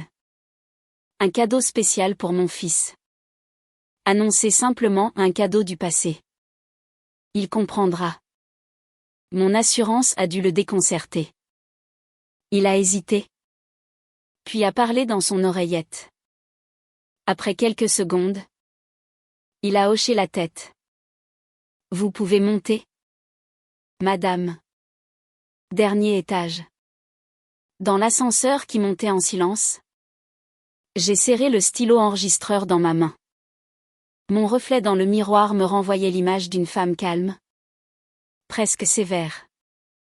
Mais à l'intérieur, c'était une tempête. Les portes de l'ascenseur s'ouvraient directement sur l'appartement. La scène qui s'est offerte à moi était exactement celle que Jean-Luc avait décrite. Une centaine de personnes, élégamment vêtues, des verres de champagne à la main, conversant sur fond de musique de jazz. Des serveurs circulaient avec des plateaux de petits fours. L'air était saturé de parfums et d'arrogance satisfaite. J'ai vu Mathieu au centre d'un groupe, riant bruyamment à une plaisanterie. Il portait un costume sur mesure qui devait coûter plus que ma pension de retraite d'une année entière. Sophie était à ses côtés, resplendissante dans une robe rouge scintillante, un sourire parfaitement maîtrisé sur les lèvres. Personne ne m'a remarqué au début. J'étais une anomalie dans ce paysage de perfection. J'ai pris une coupe de champagne sur un plateau qui passait. Non pas pour boire, mais pour me donner une contenance. J'ai avancé lentement dans la pièce, mes yeux balayant la foule, repérant les visages que Jean-Luc m'avait montrés. L'inspecteur des impôts, près du buffet. Le journaliste, en grande conversation près de la baie vitrée. Le procureur, plus discret, observant la scène depuis un coin du salon. Mon public était en place. C'est Sophie qui m'a vue la première. Son verre s'est figé à mi-chemin de ses lèvres. Son sourire s'est effacé, remplacé par une expression de stupeur et d'horreur. Elle a donné un coup de coude à Mathieu, lui murmurant quelque chose à l'oreille. Il s'est retourné. Nos regards se sont croisés à travers la foule. J'ai vu le choc sur son visage, suivi d'une panique fugace, puis d'un masque de colère froide. Il s'est excusé auprès de son groupe et s'est dirigé vers moi, fendant la foule comme un brise-glace. Maman, a-t-il sifflé. Sa voix basse et menaçante. Qu'est-ce que tu fais ici? Qui t'a laissé entrer? Joyeux anniversaire? Mon fils. Ai-je répondu d'une voix claire? Assez forte pour que les personnes les plus proches puissent t'entendre. Sors d'ici. Tout de suite. A-t-il ordonné? En essayant de me saisir le bras. J'ai reculé d'un pas, évitant son contact. Je ne crois pas. Non. En fait, je suis venu faire un discours. Un petit hommage pour tes 43 ans. Son visage est devenu blême. Tu es folle. Tu vas tout gâcher. Gâcher quoi? Mathieu? Ton petit monde de mensonges? J'ai élevé la voix d'un cran. La musique semblait avoir baissé d'intensité. Quelques têtes se tournaient vers nous. Mesdames et messieurs, puis-je avoir votre attention? S'il vous plaît? Ai-je lancé? Ma voix portant étonnamment bien dans la grande pièce. Le silence s'est fait progressivement. Tous les regards étaient maintenant tournés vers nous. Mathieu était piégé. Figé sur place. Le visage décomposé. Pour ceux qui ne me connaissent pas, je m'appelle Hélène Dubois. Et je suis la mère de l'homme qui fête son anniversaire ce soir. J'ai fait une pause, laissant le poids de ces mots s'installer. Vous connaissez tous Mathieu comme un homme d'affaires brillant. Un homme qui a réussi. Vous admirez sa belle maison, sa femme élégante, sa vie de luxe. Mais je suis ici ce soir pour vous raconter une autre histoire. L'histoire de la provenance de cette fortune. Maman. Arrête. A crié Mathieu. Sa voix brisée par la panique. Elle n'est pas bien. Elle perd la tête. Je perds la tête? Ai-je rétorqué, sortant la clé USB de mon sac à main et la brandissant en l'air. Est-ce de la folie? Mathieu. De savoir que l'appartement de tes parents, que tu m'as dit avoir vendu après la mort de mon mari, est en fait toujours à mon nom. Et que tu en empoches le loyer depuis 8 ans? Un murmure a parcouru l'assemblée. Est-ce de la folie de savoir que ma pension de retraite, le fruit de 40 ans de travail, est détournée chaque mois pour financer tes notes de restaurant? Le murmure s'est amplifié. J'ai vu l'inspecteur des impôts près du buffet sortir discrètement un carnet. Et surtout, est-ce de la folie de savoir que ta brillante société de conseil n'est qu'une vulgaire machine à laver l'argent sale? Le silence est devenu total, électrique. On aurait pu entendre une mouche voler. Le visage de Mathieu était livide. Sophie, derrière lui, semblait sur le point de s'évanouir. Sur cette petite clé, ai-je continué? Ma voix calme mais tranchante. Il y a tout. Les numéros de compte à Panama. Les noms de tes clients peu scrupuleux. Les preuves de tes fraudes. Même la copie de tes faux passeports. Pour ta petite fuite en famille prévue à la fin de la semaine. C'était le coup de grâce. Mathieu a fait un pas vers moi. Le regard fou. Prêt à me faire taire par la force. Mais avant qu'il ne puisse m'atteindre, une voix autoritaire s'est élevée depuis le fond de la salle. Je pense que cela suffit. Monsieur Dubois. Le procureur adjoint s'est avancé. Son visage impassible. Je crois que nous allons avoir une longue conversation. Vous. Moi. Et peut-être quelques-uns de mes collègues de la brigade financière qui, par une heureuse coïncidence, se trouvent juste en bas. Au même moment, la porte de l'ascenseur s'est ouverte, et Jean-Luc est entré, suivi de 2 hommes en civil à l'allure sérieuse. La fête était terminée. Le piège venait de se refermer. Le temps a semblé se suspendre. Pendant une seconde, personne n'a bougé. Les invités étaient comme des statues de cire, figés dans des expressions de choc, d'incrédulité ou, pour quelques-uns, de peur panique. Mathieu me fixait, non plus avec colère, mais avec une sorte de vide terrifiant dans les yeux. Le regard d'un homme qui voit son monde s'effondrer en temps réel. Puis, le chaos a éclaté. Les deux hommes en civil qui accompagnaient Jean-Luc se sont dirigés calmement mais fermement vers Mathieu. L'un d'eux lui a présenté une carte.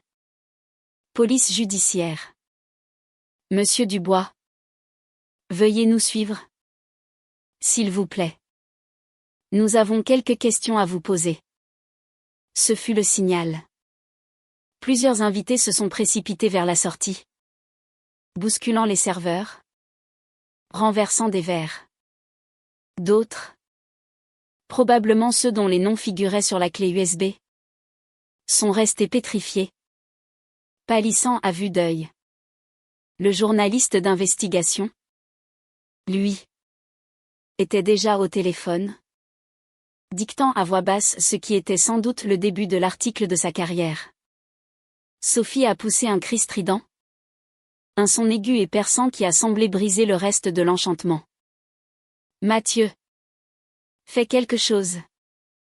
Mais Mathieu ne pouvait rien faire. Il était comme paralysé.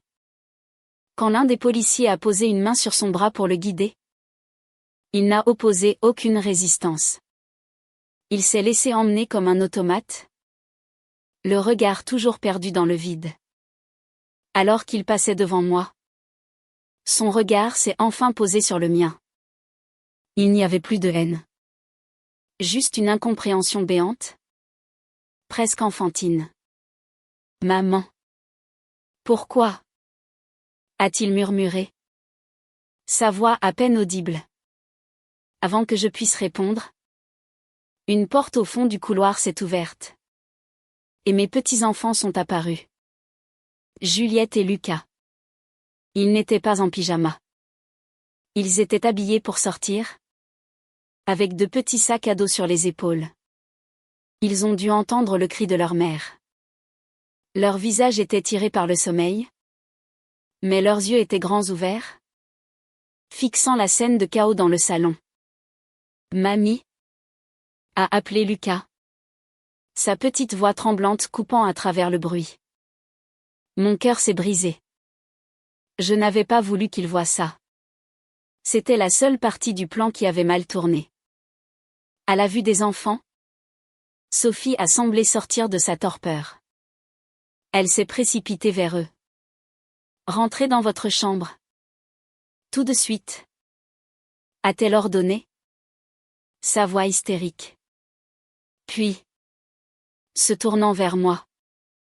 Son visage déformé par la haine, regarde ce que tu as fait. Espèce de vieille folle. Tu as tout détruit. Non. Sophie. A dit une voix calme derrière moi. C'était Antoine. Il était monté discrètement et se tenait à mes côtés. Une présence rassurante. Elle n'a rien détruit. Elle a simplement allumé la lumière dans une pièce qui était sombre depuis trop longtemps. Pendant ce temps, le procureur adjoint s'est approché de Sophie. Madame Dubois. Je crains que vous ne deviez venir avec nous également. Votre nom apparaît sur de nombreux documents. La panique de Sophie a atteint son paroxysme. Elle s'est agrippée à ses enfants comme à un bouclier. Non. Vous ne m'emmènerez pas. Laissez-moi tranquille. C'est là que Juliette, ma petite Juliette de 12 ans, a montré une maturité qui m'a stupéfiée. Elle a pris la main de son petit frère et l'a serré fort. Maman. Arrête. A-t-elle dit d'une voix étonnamment ferme. Ça ne sert à rien de crier. Son regard s'est tourné vers moi. Il y avait de la peur, de la confusion, mais aussi une lueur de compréhension. Peut-être avait-elle toujours su, au fond d'elle, Que quelque chose n'allait pas dans cette maison parfaite. La situation était en train de devenir intenable. Les enfants ne devaient pas assister à l'arrestation de leur mère. Je me suis avancée. Monsieur le procureur, ai-je dit, m'adressant à l'homme de loi. Les enfants. Ils ne peuvent pas rester ici. Et ils ne peuvent pas voir ça. Y a-t-il une solution? Le procureur m'a regardé avec une lueur de compassion. Êtes-vous leur grand-mère légale? Oui. Alors? Pour l'instant? Vous pouvez les prendre avec vous. Nous réglerons les questions de garde temporaire dès demain matin. Mais pour ce soir? Éloignez-les d'ici. C'est le mieux pour tout le monde. J'ai hoché la tête, reconnaissante. Je me suis agenouillée devant mes petits-enfants, ignorant la douleur dans mes articulations. Mes chéris. Vous allez venir avec moi. Nous allons aller dans un endroit calme. D'accord? Lucas s'est jeté dans mes bras, sanglotant. Je veux pas que papa et maman aillent avec les messieurs. Je sais. Mon cœur. Je sais. Je l'ai serré contre moi, lui caressant les cheveux. On en parlera plus tard. Mais maintenant, il faut partir. Juliette hésitait. Elle regardait sa mère, qui était maintenant en larmes. Silencieuse, s'entretenant à voix basse avec un des policiers. Est-ce que c'est à cause de toi, mamie? J'ai soutenu son regard. Je lui devais la vérité. Même une version simplifiée. C'est à cause de choix que tes parents ont fait, ma chérie. Des choix qui n'étaient pas bons. Parfois, les adultes font de graves erreurs. Et ils doivent en assumer les conséquences. Elle a semblé réfléchir à mes paroles. Puis a lentement hoché la tête. Elle a pris son sac à dos et celui de son frère. D'accord. On vient avec toi. Antoine nous a aidés à sortir de l'appartement, nous frayant un chemin à travers les derniers invités hébétés et les policiers qui commençaient déjà leur travail de perquisition. En passant la porte, j'ai jeté un dernier regard en arrière. J'ai vu la salle de réception luxueuse, maintenant en plein désarroi. Les coupes de champagne à moitié vides, les petits fours écrasés sur les tapis coûteux. Le symbole parfait d'une vie de faux-semblant qui venait de voler en éclats. Dans la rue, l'air frais m'a paru vivifiant. Jean-Luc nous attendait. Tout s'est bien passé? Aussi bien que possible. Dans les circonstances? A répondu Antoine. J'ai fait monter les enfants dans la voiture d'Antoine. Ils se sont blottis l'un contre l'autre sur la banquette arrière, silencieux et épuisés. Merci. Jean-Luc. Ai-je dit au détective. Pour tout. Il a simplement hoché la tête. Mon travail n'est pas fini. Je vous tiendrai au courant des suites. Maintenant, mettez ces enfants en sécurité. Alors qu'Antoine démarrait la voiture, s'éloignant lentement de la scène du désastre, j'ai regardé les visages de mes petits-enfants dans le rétroviseur. Leurs yeux étaient fermés. Mais je savais qu'ils ne dormaient pas. Ils étaient perdus dans le cauchemar de cette nuit. La route à venir serait longue et difficile. Il y aurait des questions, des larmes, des moments de colère et de chagrin. Je devrais trouver les mots pour leur expliquer l'inexplicable. Je devrais leur construire un nouveau foyer, un nouveau semblant de normalité sur les ruines de leur ancienne vie. Mais en tenant la main tremblante de Lucas, qu'il avait glissée dans la mienne, j'ai ressenti une certitude profonde. J'avais fait ce qu'il fallait faire. La justice avait un prix, et il était élevé. Mais le prix du silence, le prix du mensonge, aurait été bien plus destructeur. Ce soir-là, dans l'appartement calme d'Antoine, J'ai bordé mes 2 petits-enfants dans le lit d'amis. Je leur ai chanté les mêmes berceuses que je chantais à leur père. Il y a si longtemps. Et en les regardant s'endormir enfin, leurs visages apaisés, j'ai su que j'avais non seulement récupéré ma dignité, mais que j'avais aussi sauvé la seule chose qui comptait vraiment. J'avais sauvé leur avenir. La reconstruction pouvait commencer. Les jours qui ont suivi la fête ont été un brouillard confus de procédures légales, de rendez-vous avec des avocats et des psychologues pour enfants. L'affaire a fait la une des journaux locaux, un couple glamour de Lyon arrêté pour fraude fiscale et blanchiment d'argent. Les articles étaient accompagnés de photos de Mathieu et Sophie, prises lors de soirées mondaines, leur sourire figé contrastant cruellement avec la réalité de leur situation. J'ai fait de mon mieux pour protéger les enfants de ce tumulte médiatique, limitant leur accès à la télévision et à Internet. J'ai obtenu sans difficulté la garde temporaire de Juliette et Lucas. La justice a estimé qu'il était dans leur meilleur intérêt de rester avec moi. Nous avons quitté l'appartement d'Antoine, qui devenait trop petit pour nous 3. Et, après quelques démarches administratives complexes, j'ai pu réintégrer mon propre appartement. Celui où j'avais vécu avec Pierre. Celui que je croyais perdu à jamais. Y remettre les pieds a été une expérience étrange. Les locataires de Mathieu l'avaient laissé dans un état impeccable. Mais il était impersonnel. Vidé de son âme. Lentement, avec l'aide d'Antoine et des enfants, nous l'avons réinvesti. Nous avons déballé les quelques affaires que j'avais pu sauver. Nous avons repeint les murs d'une couleur chaude et lumineuse.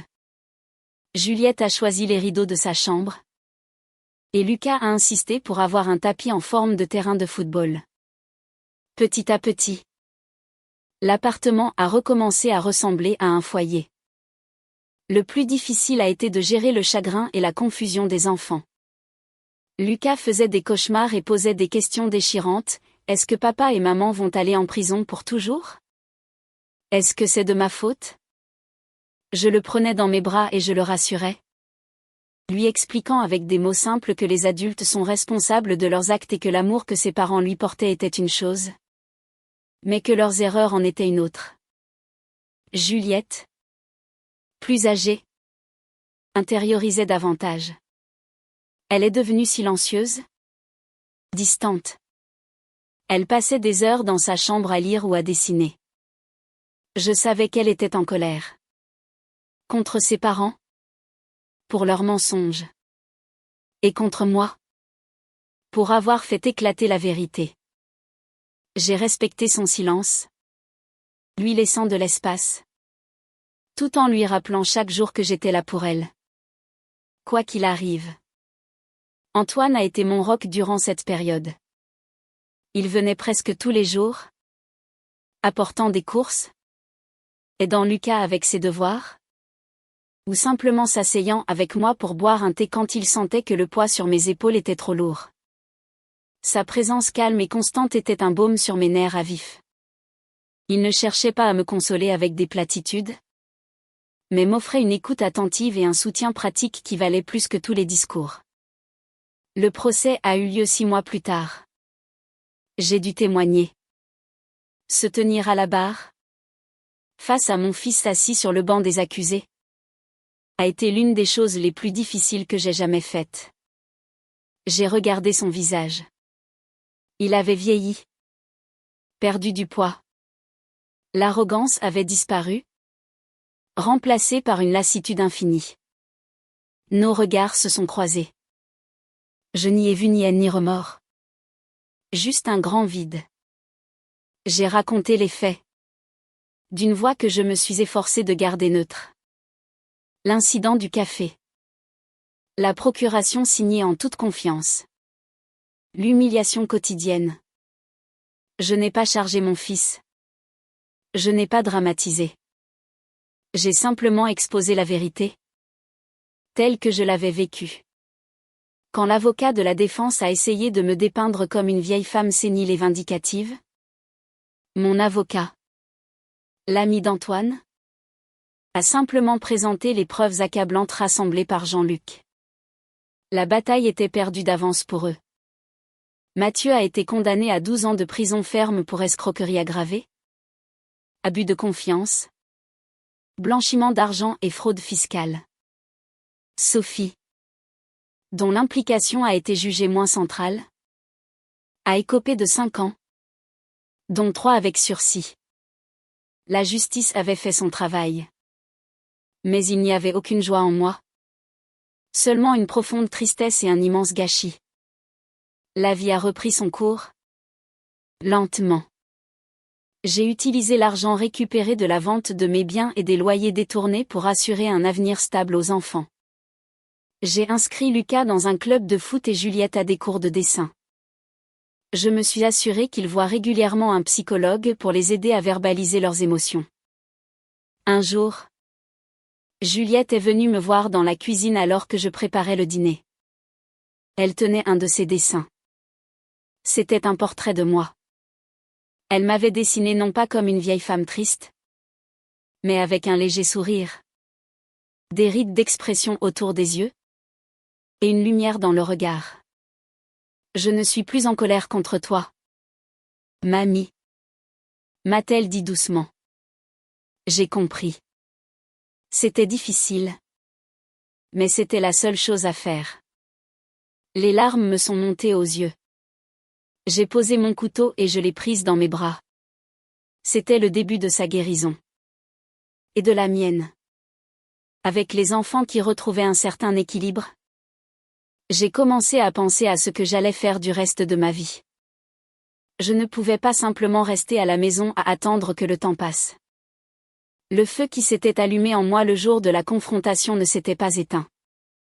Il y avait tant d'autres personnes âgées qui souffraient en silence, victimes de négligence, d'abus financiers ou psychologiques de la part de leur propre famille.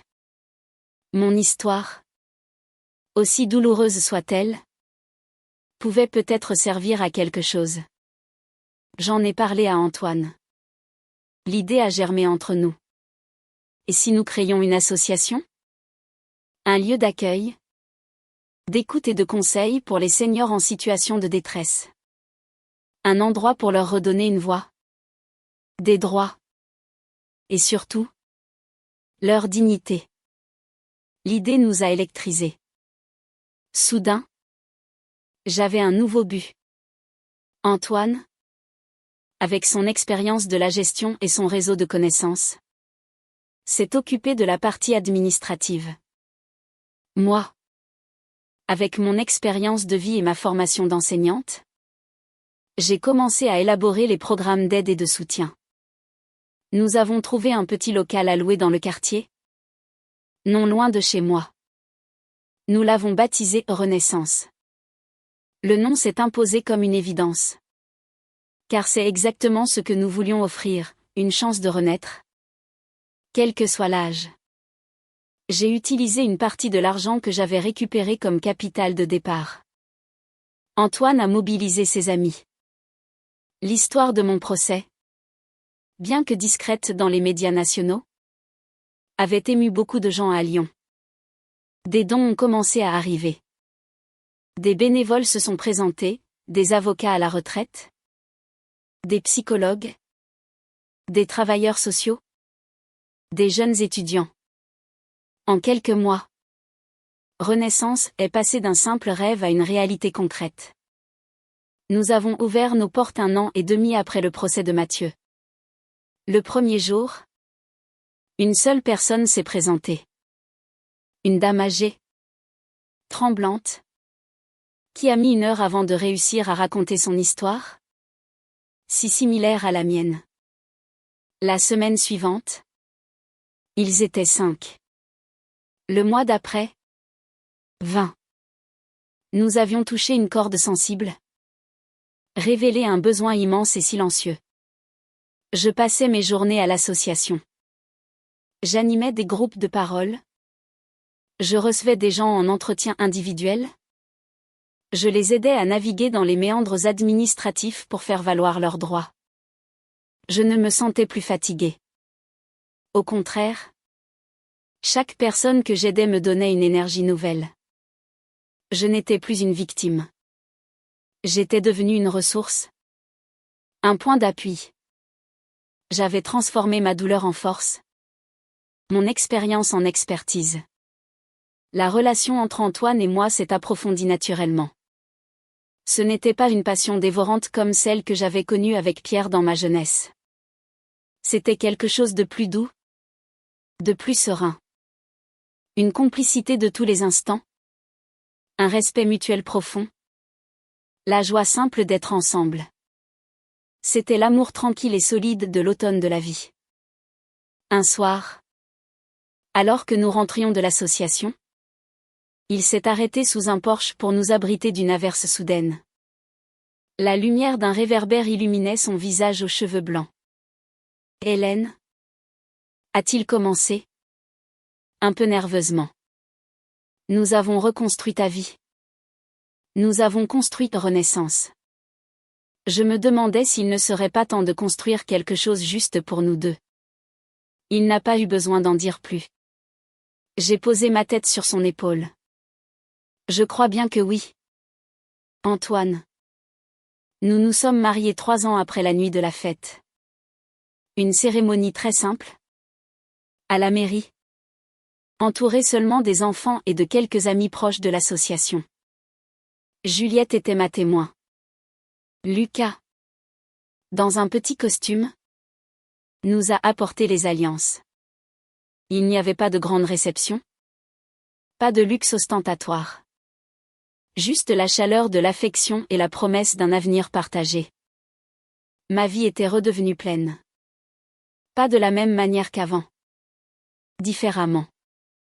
Plus consciente. Plus riche de sens. J'avais mes petits-enfants. Mon association. Et maintenant, un nouvel amour. J'avais tout ce dont j'avais besoin.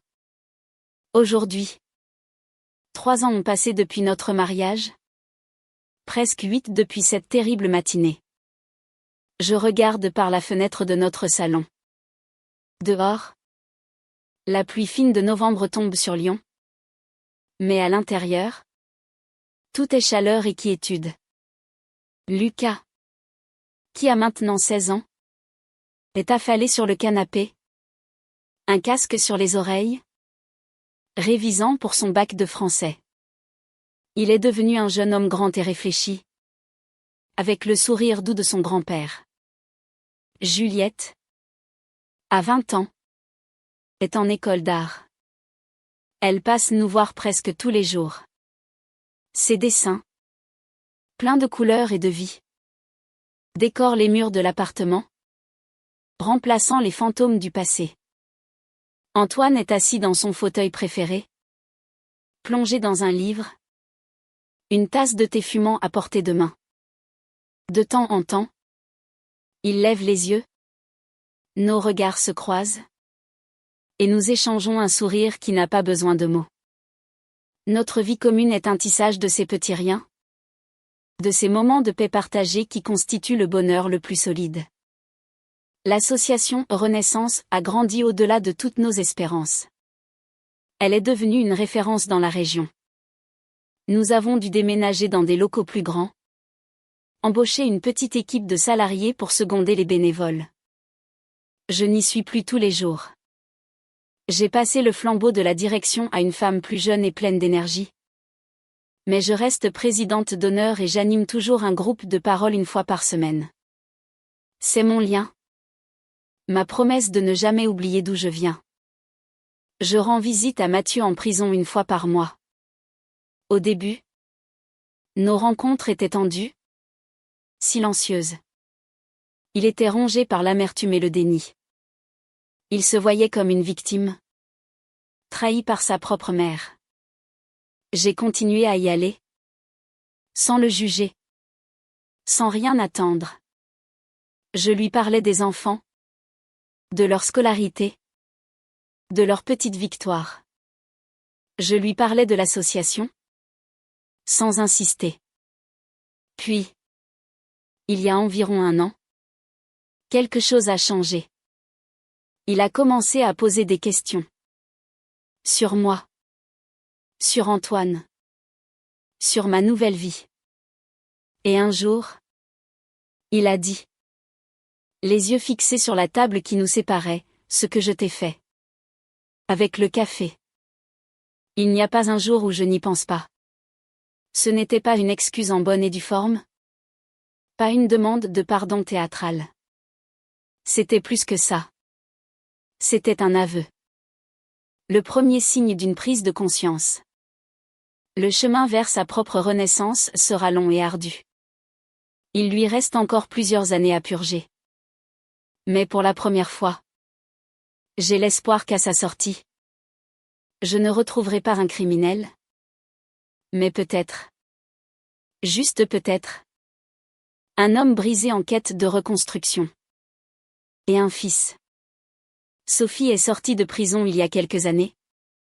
Après avoir purgé sa peine. À sa sortie, elle a demandé à me voir. Nous nous sommes retrouvés dans un café anonyme. Elle était différente. Le vernis de la sophistication avait craqué, laissant apparaître une femme fatiguée, marquée par l'épreuve. Elle ne s'est pas excusée pour le passé. Peut-être n'en sera-t-elle jamais capable. Mais elle a parlé de son désir de renouer avec ses enfants. Tu as été une meilleure mère pour eux ces dernières années que je ne l'ai jamais été. A-t-elle admis? Avec une honnêteté qui m'a désarmée. Nous avons mis en place un processus de réconciliation. Lentement. Avec l'aide des psychologues. Les premières rencontres ont été maladroites. Aujourd'hui, Juliette et Lucas la voient régulièrement. Leur relation est complexe. Encore fragile. Mais elle existe. Ils reconstruisent un lien sur des bases plus saines. Loin des faux-semblants de leur vie d'avant. Parfois, quand je suis seule, je repense à cette femme que j'étais. Cette Hélène effacée qui acceptait l'inacceptable par peur de la solitude. Je ne la juge pas. Je ressens pour elle une immense tendresse. Elle a fait ce qu'elle a pu avec la douleur qu'elle portait. Mais je suis fière de la femme que je suis devenue. Celle qui a trouvé la force de dire non. La force de se battre. Non par haine. Mais par amour-propre. Ce matin, j'ai reçu une lettre. L'écriture est celle de Mathieu. Je l'ouvre. Le cœur un peu serré. Comme à chaque fois. Ce ne sont que quelques lignes. Maman. J'ai commencé à travailler à la bibliothèque de la prison. Les livres me rappellent grand-père. Juliette m'a envoyé un de ses dessins pour mon anniversaire. Elle est douée. Dis à Lucas que je suis fière de lui pour ses examens. J'espère que tu vas bien. Mathieu. Je plie la lettre et la pose sur la table. Un léger sourire se dessine sur mes lèvres. Il n'y a pas le mot « pardon ». Il n'y a pas le mot « amour ». Mais entre les lignes, je peux les lire. C'est un début. Je me lève et je vais vers la cuisine pour préparer le thé. Le chemisier blanc que Mathieu a attaché ce matin-là. Je l'ai jeté depuis longtemps. Mais la tache invisible qu'il a laissée sur mon cœur. Elle s'est transformée. La brûlure est devenue une cicatrice. Et la cicatrice est devenue un rappel. Le rappel que même des cendres les plus sombres, la vie peut renaître. Mon histoire n'est pas unique. Je le sais grâce aux centaines de témoignages que j'ai recueillis à Renaissance. Dans toute la France. Des milliers de personnes âgées souffrent en silence. Diminuées. Exploitées. Traitées comme des fardeaux par ceux qui devraient les aimer et les respecter. Si mon histoire peut en aider, ne serait-ce qu'une seule à trouver le courage de parler? À comprendre qu'elle n'est pas seule et qu'il n'est jamais trop tard pour réclamer sa dignité? Alors ma douleur n'aura pas été vaine. Le café que mon fils m'a jeté au visage ce jour-là a été un poison. Mais il a aussi été l'antidote. Il a brûlé la peau. Mais il a réveillé l'âme. Il m'a poussé au fond du gouffre. Mais c'est du fond de ce gouffre que j'ai trouvé la force de regarder à nouveau vers la lumière. Et de recommencer à vivre. Vraiment vivre.